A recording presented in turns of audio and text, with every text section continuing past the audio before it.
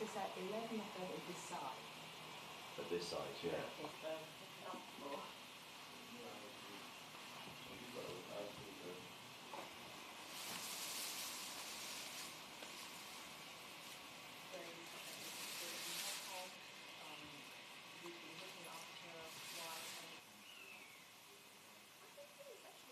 That one should go.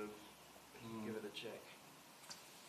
In the last 20 years, the trade has become much more global. We were seeing a lot of animals from Southeast Asia coming through the rescue centre, but now we see them from everywhere, from the Philippines, from Mexico, from the United States. The trade is clearly very global.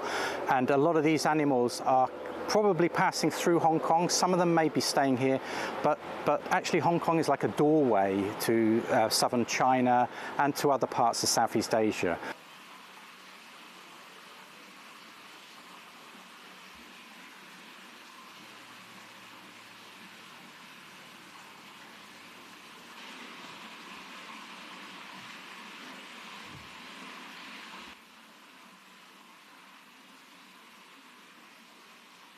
The Mindanao monitor lizard is a good example of a species which in the past didn't appear in the trade, but now has started to turn up, which is quite a concern for us. So, ang customs, we are not only focusing on, of course, giving a revenue contribution for the country.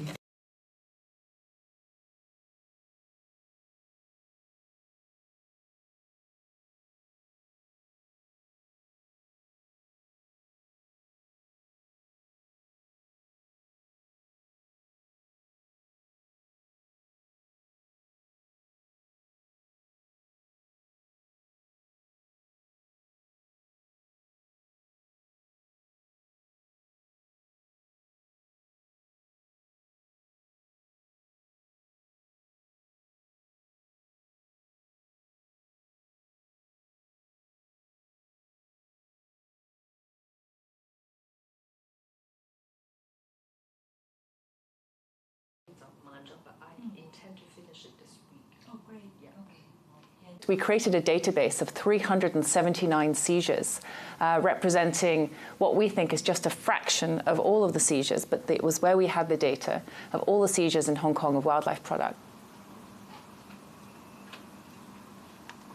So what we could show from the data was that it was 20 metric tons of ivory over 2013 and 2017, 43 metric tons of pangolin, and 1,366 metric tons of wood product, illegal wood product. So largely in the databases were pangolin,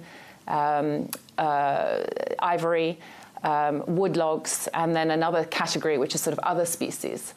So we wanted to make sure that this was represented in a database that the Hong Kong government could then access and see that this was organised and serious crime.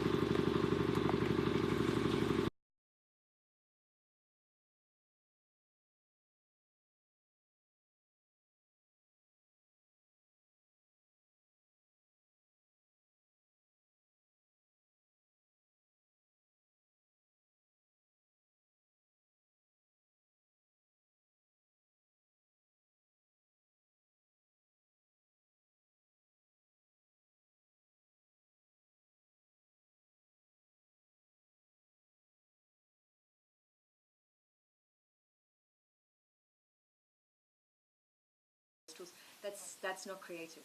We need to be much more creative than that.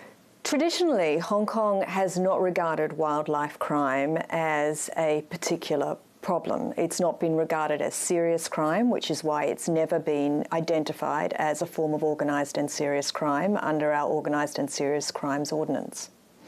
Identifying this kind of crime as organised and serious crime under our legislation would allow our investigators and our prosecutors to utilise powers that are currently unavailable to them.